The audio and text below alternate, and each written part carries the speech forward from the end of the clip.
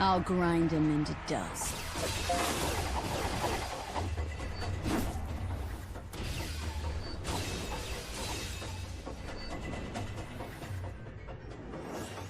What, more?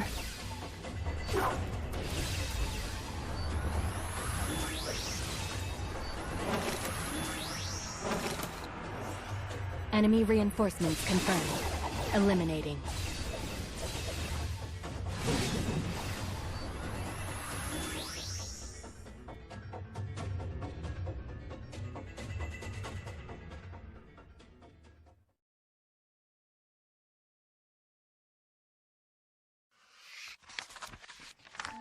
In a distant village, people busy themselves with New Year's festivities. Within this place lies a beautiful spring, known as the Fountain of Hope. Today, a woman stares at this most hallowed sight with ferocity in her eyes. Nearby men turn their leering gazes on her fine features. But after their eyes rest on her for a moment, they quickly find other ways to occupy their time. For the woman's left arm and leg are military prosthetics, tools of war that shine dully in the setting sun. The scent of blood and death hangs about the woman. She is an omen of calamity. And it is the expectation of catastrophe that has brought her to this place. For she was told by an informant that the loathsome kingdom is targeting the village. The kingdom knows the villagers let their guard down during the New Year's festivities, and it now schemes to lay them low in one fell swoop. The fact they are using clockwork men for this deed tells the woman it will be a massacre, deaths beyond counting. She knows the assault can come at any time. So as the people increase their revelry, her watchful eye grows ever more keen. Suddenly, she finds herself approached by children clad in strange and exotic costumes. Easy, she reminds herself. They're not part of the kingdom's plan. They're just kids. She expects the young ones to scatter when they see her false limbs, but to her great surprise, they instead gather around her with bright, shining smiles.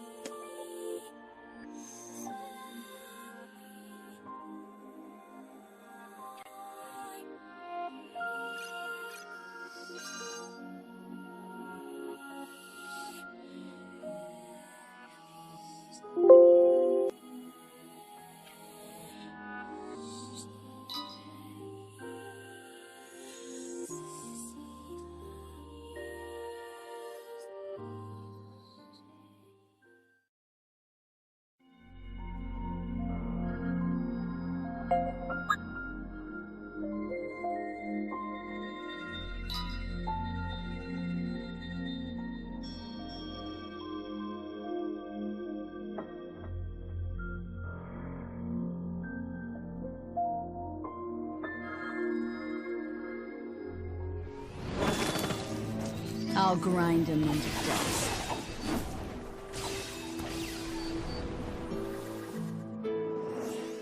Enemy reinforcements confirmed. Eliminating.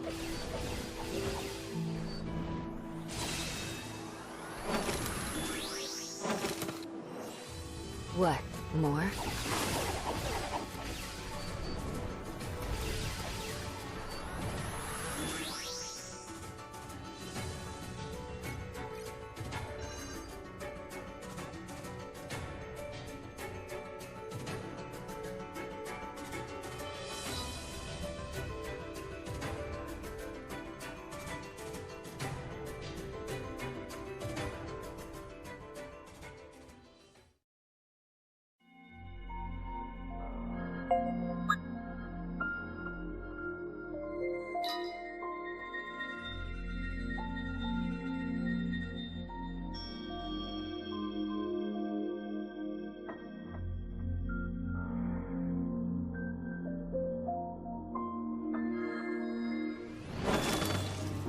Found you.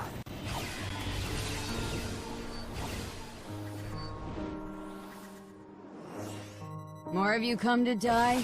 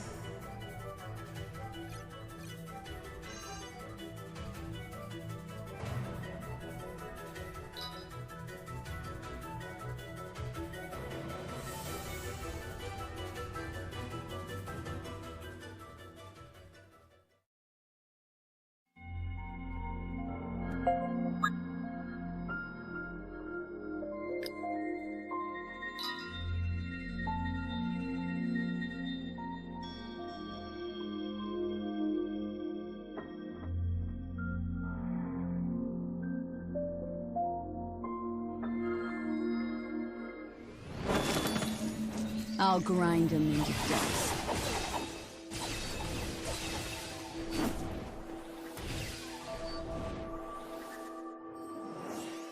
Enemy reinforcements confirmed. Eliminating.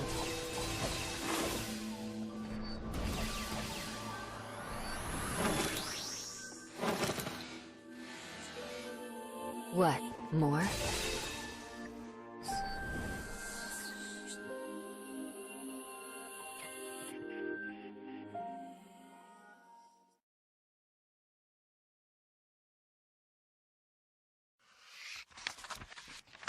The children are costumed as fairies, a tradition of long standing in this part of the world.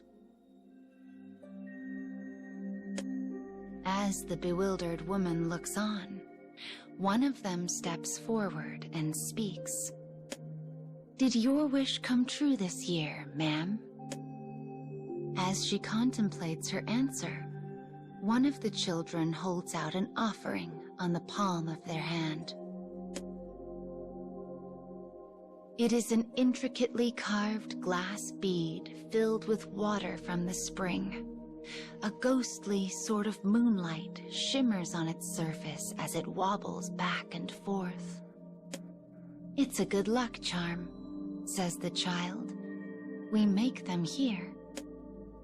The woman recalls how she had seen the children running through town earlier, handing small baubles to the adults.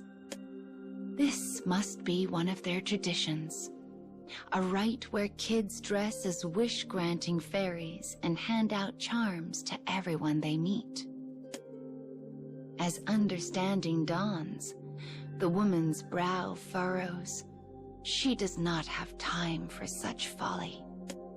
"Others need this more than me," she says, placing the charm back into the stunned child's hand. "Give it to them instead." She looks away, hoping to avoid the child's eyes. She does not need charms, or luck, or rights. She needs only revenge. She does not have the capacity to wish for everyone to be saved. It is simply not in her nature. The children stare at her, confused by her tragic expression. Then, not knowing what else to do, they say the words that complete the rite. "We hope all your wishes come true." Time passes. She waits. At midnight, fireworks blaze across the sky to herald the arrival of the new year. Their brilliance signals the climax of the festivities. The village and surrounding lands are bathed in a warm, flickering glow. One that reveals a heavily armored force moving slowly over the horizon.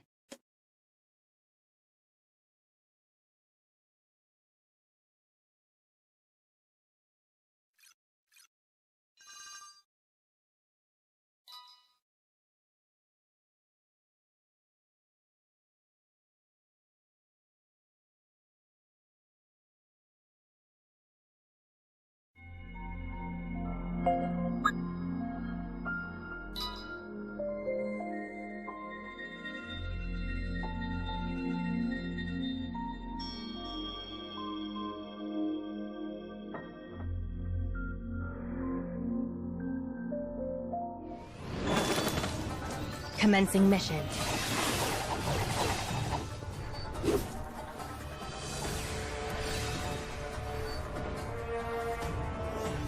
What? More? Don't get sloppy.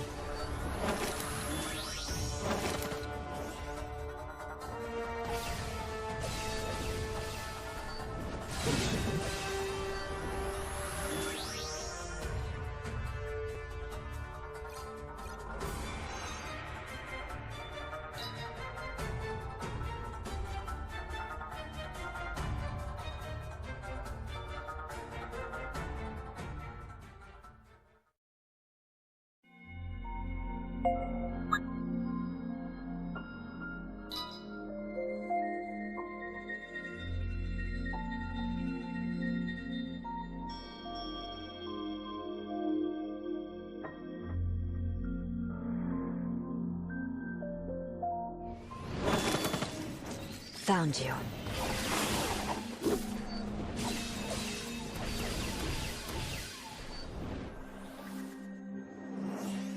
Enemy reinforcements confirmed. Eliminating.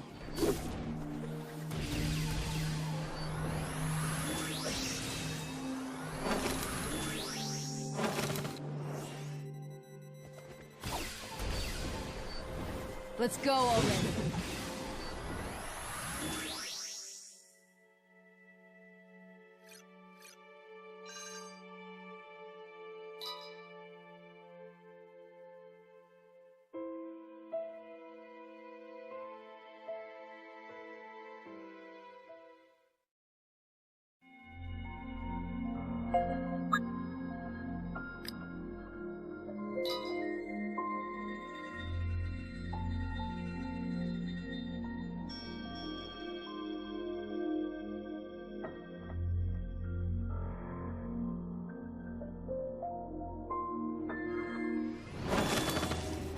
Found you.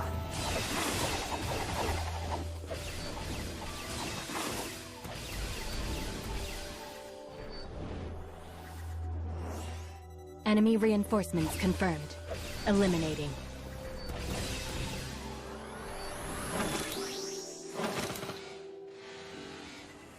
More of you come to die?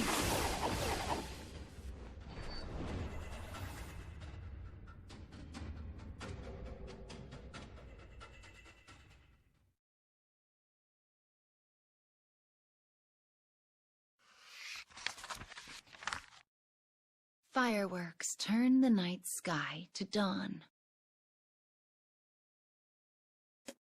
Explosions spiral flesh and bone high into the air. The fountain of hope bubbles quietly. Blood trickles from the mouths of the dying. The festival, once a celebration, has become a rondo of despair. A clockwork soldier with dead eyes raises his fist before the group of wish-granting children who can only cling to their charms and pray. A flash. The screeching of metal on metal. The woman has blocked the soldier's attack with her sword. The look on her face is a thing beyond words, beyond reason. Perhaps enraged, perhaps conflicted, she pushes the soldier back and cleaves him cleanly in two. She then hurries the children into a nearby house. It will be difficult to save them on her own, perhaps impossible, but she intends to try. "Be silent," she says. "With any luck, your parents are still." Her words falter and die in the dark. Bloodied clockwork men begin emerging from nearby homes, one after the other. Each carries the corpse of a parent high in the air, as if displaying the fruits of a great hunt. Lit by the explosion of a firework, she can see it all far too clearly. the children begin to scream. As if realizing their work is yet incomplete, the soldiers casually drop their prizes and turn to the sound. Fear grips the woman, but she buries it deep inside and makes ready their escape. Somehow, impossibly, she manages to lead them all to the outskirts of town. And when she turns back to see it in flames, she suddenly realizes what must be done.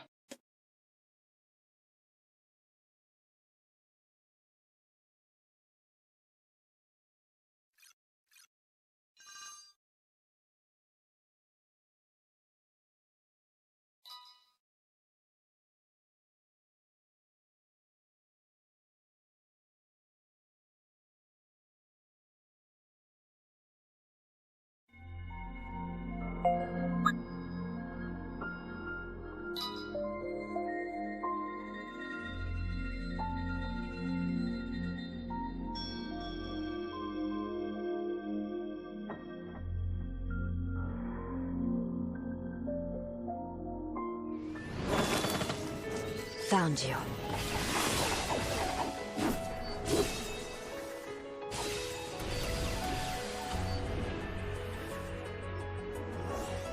Enemy reinforcements confirmed.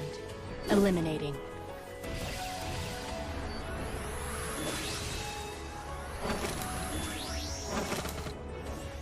More of you come to die?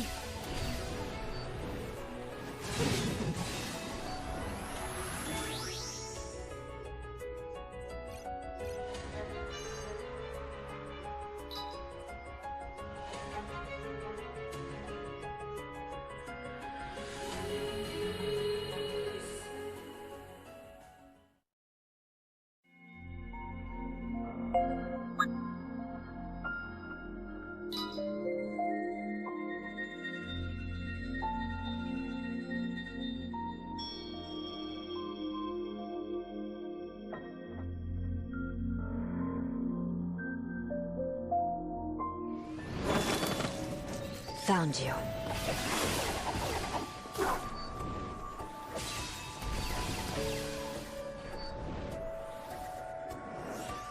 Enemy reinforcements confirmed. Eliminating.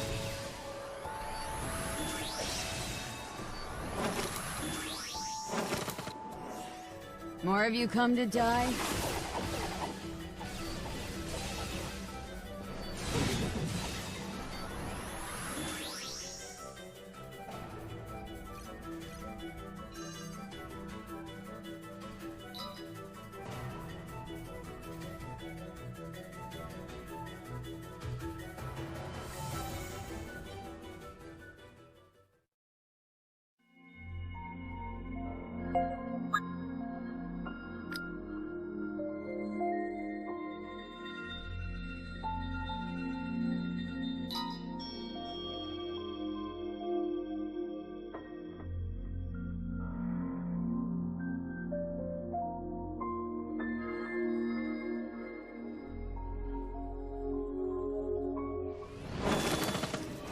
Found you.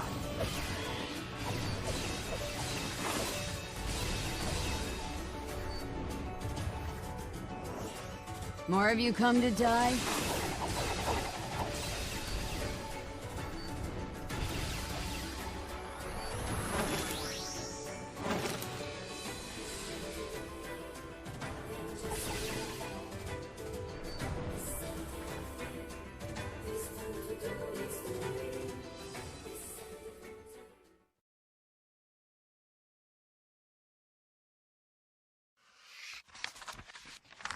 The woman orders the panicked children to hide. They are sobbing, inconsolable. "This is our fault," they wail. "Our charms were not powerful enough." "Actually," says the woman, "I would like one of those charms now." Her voice is gentle, soothing. It is a thing so unfamiliar to her. Yet it is the same voice she used all those years ago with the one she held so dear, the one she tried so hard to save. It is a voice that soothes the weakened, and it works a kind of calming magic on the children. She takes one of the good luck baubles in hand before turning back to town. As the children begin to pray, they grip their remaining charms tightly enough to leave deep marks on the palms of their tiny hands. To think the kingdom would try to steal hope from one so young. They are beyond forgiveness. But rather than rage, it is hope that drives her toward battle this day. Minutes pass. Hours.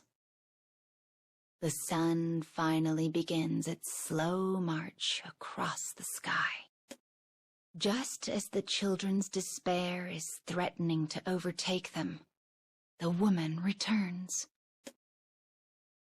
Her body is ablaze in crimson, her breath a series of ragged gasps. In one hand, she grasps a number of severed heads, all that remain of the clockwork soldiers. In her other, she grips a bloody, tattered charm. She speaks then, softly but sternly. You see, my wish came true, so all of you need to pray to your charms. You need to live. You need to thrive. It's all right to cling to things you cannot see. So find that hope and never let it go. And when you have children of your own, make sure to pass it down to them as well. Her voice falters. Are her words true? Or is she simply trying to convince herself? She doesn't even know anymore. As she turns and walks away, the tears of the children begin their long descent to the earth below. And though their sadness threatens to overwhelm them, they continue to hold tightly to their charms. And to their hope.